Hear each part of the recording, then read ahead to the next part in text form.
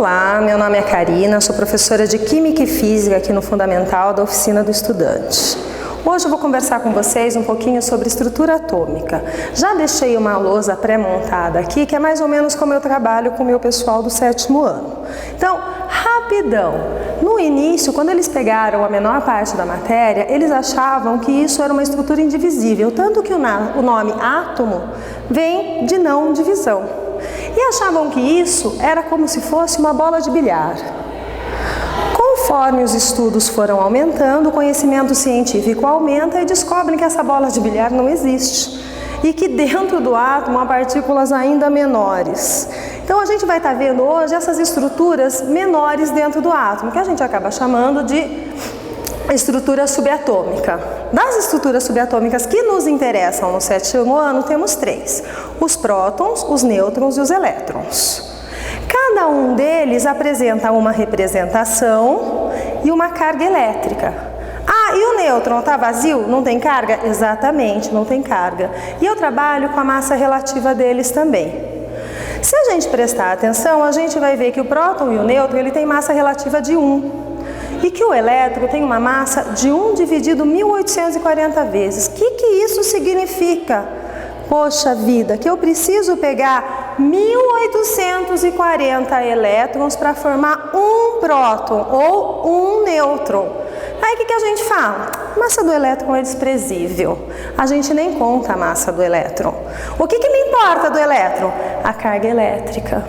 Por quê? Porque ela é oposta à carga elétrica do próton. E isso me dá uma neutralidade no átomo. Então a gente afirma que todo átomo é eletricamente neutro. Disso daqui, se eu pensar em massa relativa, o que mais que eu posso retirar? Posso retirar que se eu somar prótons e nêutrons, eu vou ter a quantidade de matéria de um átomo. Ou seja, a massa de um átomo está associada à quantidade de prótons e nêutrons. Essa quantidade de prótons e nêutrons, ela vai estar representada como a letra A. Então, se eu pegar um elemento químico qualquer, X, tiver aqui em cima uma representação por um número e um outro número, o número de cima, por convenção, é o número de massa. E o que é o número de massa? É a somatória de prótons mais nêutrons. Por quê? Porque próton tem massa relativa de 1 e nêutron tem massa relativa de 1. Aonde eles estão? No núcleo do átomo. Então eu tenho vários desenhos aqui, vários esquemas que estão mostrando e que toda hora eu vou ter que me remeter à tabela.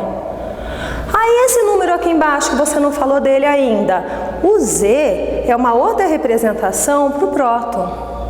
O próton então ele vai ser chamado de Z ou de P, porque P eu uso no número de massa. Ah, Karina, posso usar Z mais N? Pode. São sinônimos, não tem problema. E o que é o Z? Gente, é o número de prótons. Número de prótons, o nome grande dele é número atômico. Para que ele serve? Para identificar o elemento. A tabela periódica é construída em ordem crescente de número atômico. Então eu tenho desde o elemento 1, que é o hidrogênio, até o elemento 100, e lá vai fumaça, lá embaixo. Elementos artificiais. E esses números vão crescendo. Então, eu falo que o número atômico é que está dizendo quem ele é. É o nome do átomo. Ah, tem número atômico 1, só pode ser hidrogênio, não pode ser outra coisa. Tem número atômico 2, só pode ser hélio, não pode ser outra coisa. Ah, Karina, e se tiver número atômico 3? Ah, tá aqui. É o lítio. O lítio, tendo o número atômico 3, ele só pode ter 3 prótons. Aonde está o próton? Se eu for fazer o esquema de desenho que eu uso hoje, os prótons estão aqui no núcleo, representados pelo sinal de mais. O que mais que está no núcleo? Ah, o meu símbolo de vazio. Vazio por quê? Porque não tem carga elétrica. Quem eu estou representando? O nêutron. Lembram que toda hora eu falei que eu vou ter que me remeter à tabela? Ah, o nêutron está lá. Aonde ele está no átomo? Está dentro do núcleo. Acabou o átomo agora? Não, acabou a parte que tem massa. Lembra que eu falei que eu preciso de 1840 elétrons para formar a massa de um nêutron? E eu falei também que todo átomo é eletricamente neutro? Então, se eu tenho 3 prótons, eu tenho que ter 3 elétrons. E aonde ficam os elétrons? Na eletrosfera. Então, eu tenho o átomo subdividido em duas regiões, núcleo e eletrosfera, a massa concentrada do núcleo e na eletrosfera as cargas negativas orbitando, aspas, ao redor do núcleo. Gente, hoje é isso, muito obrigada e até a próxima.